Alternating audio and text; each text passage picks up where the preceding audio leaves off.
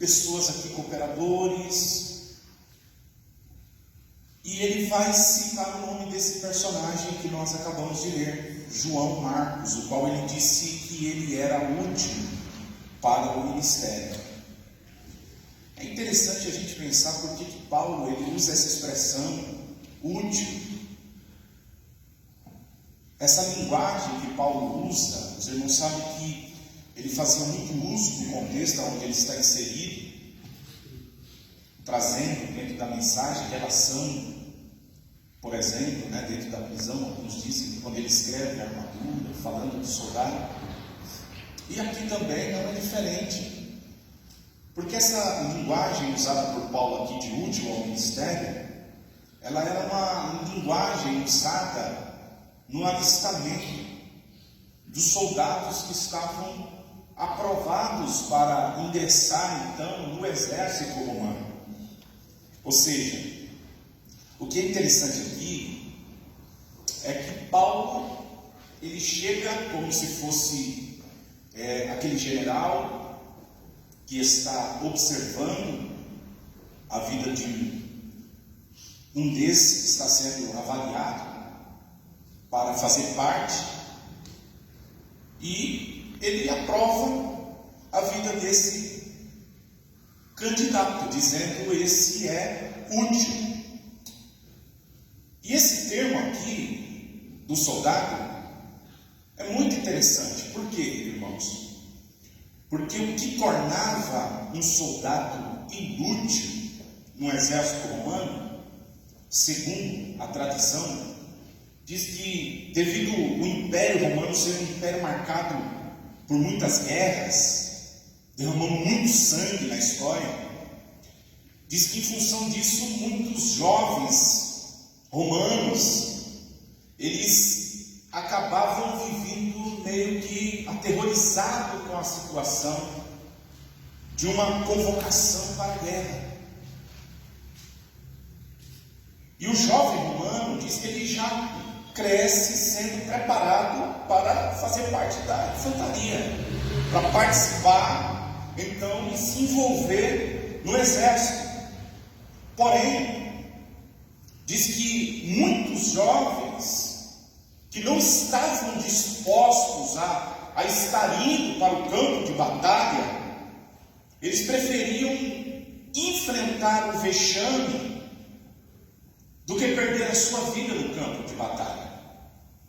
E então, alguns dizem que alguns que já estavam ingressados retrocediam, abandonando seu cargo, e outros usavam de uma forma até pesada, eles se automutilavam, tiravam o polegar. Porque assim, quando alistado, eles já seriam considerados como inútil. Então, dentro desse contexto, é interessante a gente pensar que essa palavra que Paulo está usando de ser útil é o oposto da pessoa que se tornou inútil. Essa forma bem bizarra de tentar escapar de uma convocação para o exército, ela era usada por Adoni-Bezeque, o rei de Juízes, no capítulo de número 1, que esteve ali com 70 reis que comiam as migalhas que caíam da sua mesa. Diz que essa era uma das estratégias que ele fazia. Ele não só arrancava os polegares das mãos, mas também os dos pés, porque perdia o equilíbrio e não podia então desembanhar uma espada ou usar alguma coisa que pudesse ser contra ele. Mas aqui no caso desses jovens aqui romanos, eles se automutilavam. E dentro dessa tradição cultural, estudando um pouco, diz que esses jovens que faziam essa automutilação, eles eram apelidados de dedos mutilados, porque eles haviam fugido. Então, assim como um exército rejeitava os dedos mutilados, Paulo também, em um momento da vida, do ministério, acabou rejeitando João Marcos. Se você observar em Atos, capítulo de número 13, versículo de número 13, a Bíblia diz assim: e partindo de Pafos, Paulo e os que estavam com ele chegaram a Perge da Panfilha. Mas João, apartando-se dele, voltou-se para Jerusalém. Dizem alguns historiadores que Paulo aqui havia contraído uma malária, estava doente. E essa região onde eles estavam era uma região onde muitas pessoas até acabavam morrendo com essa doença. E alguns historiadores, a Bíblia não diz. São suposições que, devido o campo missionário não ser tão fácil, João Marcos acaba se assustando com isso. Porque o João Marcos, a sua história é bem interessante. Alguns dizem que ele é aquele menino que está no Getsemane, quando Jesus está orando, e os seus algozes vêm, seus perseguidores contra ele, e ele está com aquele lençol e sai correndo. Dizem que ele também o moço do cântaro da sua cabeça. Alguns chegam a dizer que seu pai já poderia ser morto, mas a sua mãe era uma pessoa muito abastada, tinha casas, e uma das casas que era aonde, na verdade, Jesus ceiou e tomou, ali houve um derramamento do Espírito Santo. Sua mãe se chamava Maria. E alguns chegam a dizer que, devido a essa vida que ele vivia, sendo um jovem, quando ele lida então com essa batalha no campo missionário, ele não aguenta essa pressão, essas situações que o campo missionário dava, trazia para eles que ali estavam. Paulo descreve isso, o que ele sofreu, as lutas, as perseguições, noites sem dormir, os embates que ele teve, tanto com inimigos externos como propriamente internos. Ele diz: frio, fome, dias de jejum. E diante dessas lutas espirituais, alguns acreditam que ele não aguenta isso. E então ele retrocede, ele volta para Jerusalém. Ele não suporta as dificuldades do campo missionário. João Marcos não estava acostumado com tudo aquilo, com aquela pressão, com essa dura realidade do campo missionário naqueles dias. E acabou ficando chocado com toda aquela situação e acaba retrocedendo. Então, João Crisóstomo, ele disse que João Marcos sentiu saudade de casa e da sua mãe, e por causa disso ele voltou. Era como se Crisóstomo estivesse dizendo que ele era aquele filho de papai, que estava acostumado com as coisas na sua mão, quase um Saul, como a história também diz. Certo é que não sabemos exatamente o que fez ele retroceder, mas após a viagem, quando eles concluem, Paulo e Barnabé, então concluem essa missão onde eles haviam sido abandonados, eles retornam para Jerusalém. Quando eles chegam ali em Jerusalém, mais uma missão é dada a eles. E nessa missão, que eles, mais uma vez, está Barnabé e Marcos, ou Barnabé e Paulo, o Barnabé, ele tem o propósito, a ideia de levar novamente João Marcos. E nós vamos ver que Paulo, ele reprova essa ideia. Ele diz: não, de forma alguma, ele não vai conosco, porque ele nos abandonou. Ele acabou nos abandonando. E é aqui que alguns acreditam que nasce essa expressão de útil, porque é nesse embate que ele tem com Barnabé, porque o capítulo de número 15, aqui, ele diz assim, Atos 15:37, e Barnabé aconselhava que tomasse consigo a João chamado Marcos. Mas Paulo parecia razoável que não o tornasse consigo, aquele que desde a Panfilha se tinha apartado deles e não o acompanhou naquela obra. Então, para Paulo aqui, devido Marcos ter abandonado a missão, ele não tinha mais nenhuma utilidade para o ministério. Ele naufragou, ele acabou falhando. Ele não tem utilidade para o ministério. Ele é um soldado de dedo mutilado. Então é aqui que alguns acreditam que essa expressão de dizer que ele não é útil, de uma pessoa inútil, que Paulo ele fala. Aqui, então, eles acabam discutindo, os dois, e diz que foi uma discussão muito feroz entre Barnabé e Paulo, e Paulo então se separa de Barnabé. Paulo agora escolhe um outro companheiro, que é Silas, Atos capítulo 15, versículo de número 40, diz assim: Paulo, tendo escolhido Silas, partiu, encomendado pelos irmãos a graça de Deus. E o Barnabé já faz diferente. Barnabé já vai ficar do lado de João Marcos.